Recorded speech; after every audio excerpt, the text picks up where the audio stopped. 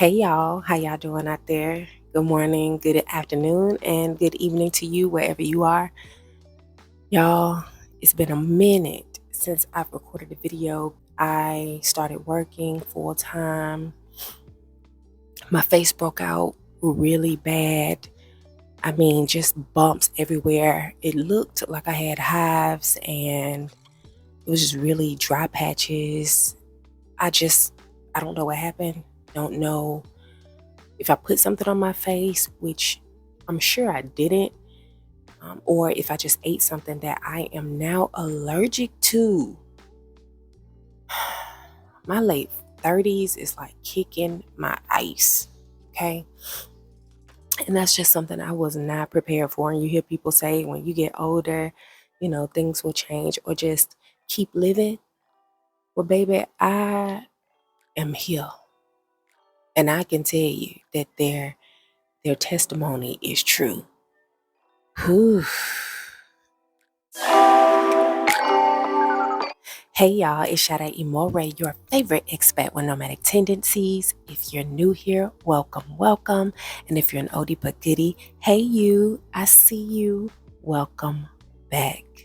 For those of you who are new here, my name is Sade. As I stated, I'm a mom of two who moved to the continent of Africa in 2021, specifically Tanzania. And after 3 months, I moved to Egypt, where I have been traveling as well as living the expat lifestyle.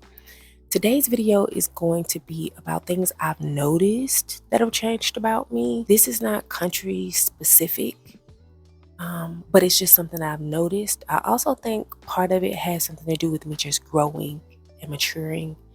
So the first thing that I've noticed changed about me is I don't jump or immediately feel like I need to run for my life when I hear loud sounds, especially ones that sound like pow pow. Okay. I've been in a few situations. I haven't lived in the projects or anything, but it doesn't take that in the States to hear it. Okay.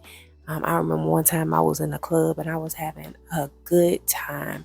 And I knew it was one of them clubs I shouldn't have been in anyway, but I was invited, for those of y'all who know about the Kappas, they were there and everybody was just having a good time. The bad part about the club was that there was only one way in and one way out. Okay, so I stayed away from this club for that very reason. But like I said, I was invited, I was in college, and everything was going good until these jokers decided that they wanted to start powing. And I had just went outside, y'all, to take a break because I don't smoke, I don't drink, I don't do any of that stuff. So I had to run for my life. So that was like traumatic within itself. And so I'd be looking at people sideways. It's just something that we do anyway. Is to always be cautious, always pay attention to what's around you. And yeah, I just noticed now that like if I hear a loud sound, I'll kind of just look, kind of look around, be like, what's that? But it doesn't cause me to like spiral out of control or anything. Not that it did in the States either. I didn't go running and being no, it wasn't like that. It was just more like fear would enter into the body, you know. But that's just not the case now. The second thing I've noticed that's changed is my level of patience. Your girl was forced, okay? I was forced to have more patience. Like I prayed for patience back in the day, and my mom would say, "Girl, you better be careful what you pray for." And it was tried. It was tried. But I still think it's a good thing to have. And the reason why I say I was forced to have more was because when you live in, I've done some traveling, but the continent of Africa is just different. Specifically, the two countries that I was in, but it would try your patience. Like things are just slow. It's slow. They'll tell you they coming in the next hour and they don't show up. They tell you they coming the next day and it's like 2 days later after you didn't hit them up to say, okay, where are you? Like they're just slow at what they do.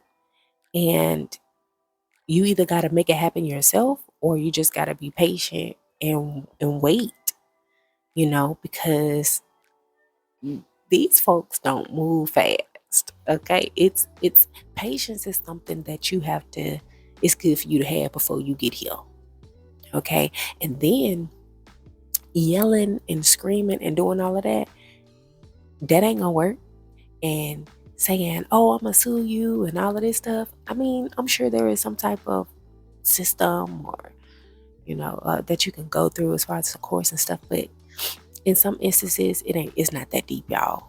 Like, what I'm saying is, in the smallest form of trying to sue somebody, just lay that on down. And the sad part is sometimes they want you to pay before they do stuff. But they don't stay on the course. Okay? So it's just patience. Patience is something that I've had to learn because they will waste your time. For those of y'all out there who know, like who live abroad, I don't know if this like in other countries. I'm assuming it is. But for those of y'all who out here in this world, tell them they will waste your time.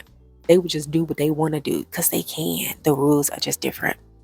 So the next thing that I've noticed I don't do is sir and ma'am. Okay. I was born in the South, Montgomery, Alabama. Look it up for historical purposes. And I was raised that way.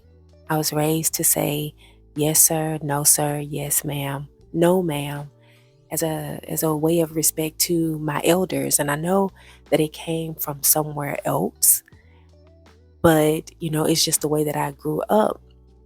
It wasn't until I got into the workplace, really, where I started hearing people that I was talking to from the north say, "Don't call me that. Don't call me ma'am. Don't call me sir." Especially from the women, really. It's like, I'm not old. I'm like your favorite auntie. Don't call me ma'am. And it was just strange to hear because it was like I was raised not to call my aunties and my mom, by their first name. So it was strange to hear other people call their parents by their first name. When me, I'm up here like, "Yes, ma'am," you know. So I noticed it like when I was doing a consultation a few days ago where it just slipped out. And I really don't know why it slipped out, but that's what, it came back to my mind like, yeah, I haven't been saying that because over here it's not a thing. It's not a thing.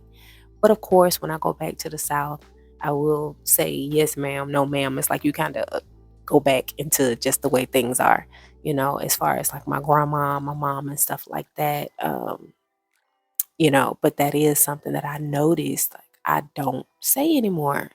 Ooh, y'all, my temper has changed. Okay. The way that I respond to things and react to things have gotten much better. Now I kind of look at you before I say anything because your girl does not want to go to jail. I realize that, culture, religion, it's a factor. The West is just different. It's completely different. And I know and I understand why people want to go to the West. I truly do. But baby, I wasn't trying to go to jail or prison in the States. And I ain't trying to go here either.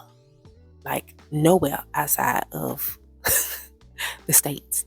So, I don't respond and act to things the same anymore because I'm just aware, like in general, especially for women. Ooh, the eastern part of the world is, I'm not saying I've been blessed to have great experiences, as a woman. But there are one or two, where you be ready to,